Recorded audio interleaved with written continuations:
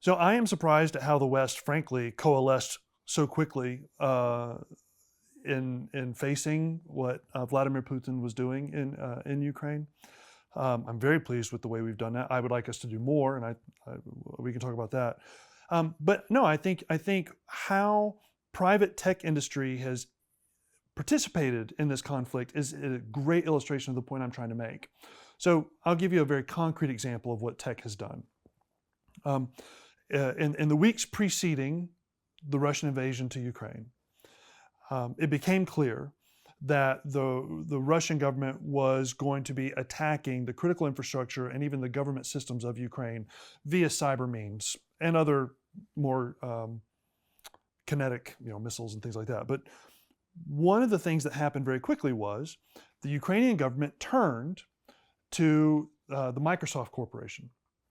And they said, all of our government systems are what's called on-premise, meaning all of our data is sitting on a real server in this building right down here.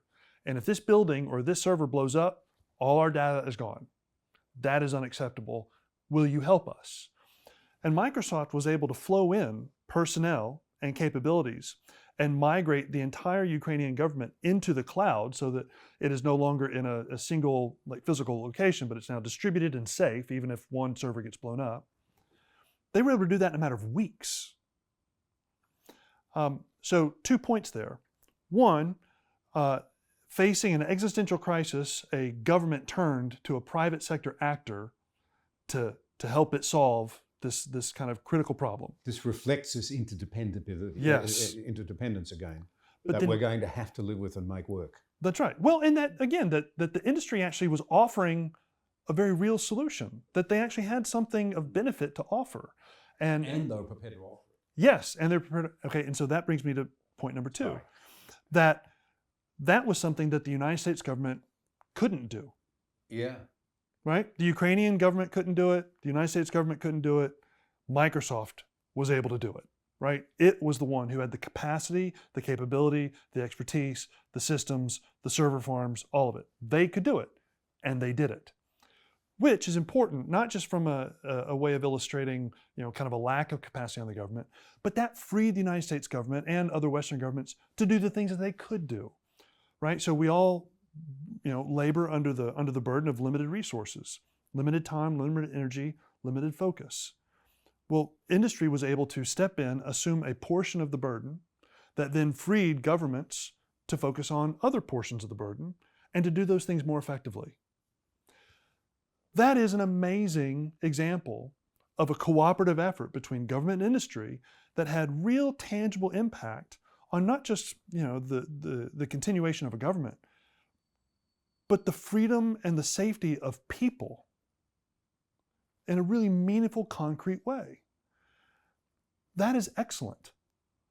A number of U.S. technology companies, Facebook and Google and Microsoft and others, they took cybersecurity steps in terms of helping to secure individual Ukrainians and their data from exploitation that rivals or surpasses anything that our intelligence community was doing.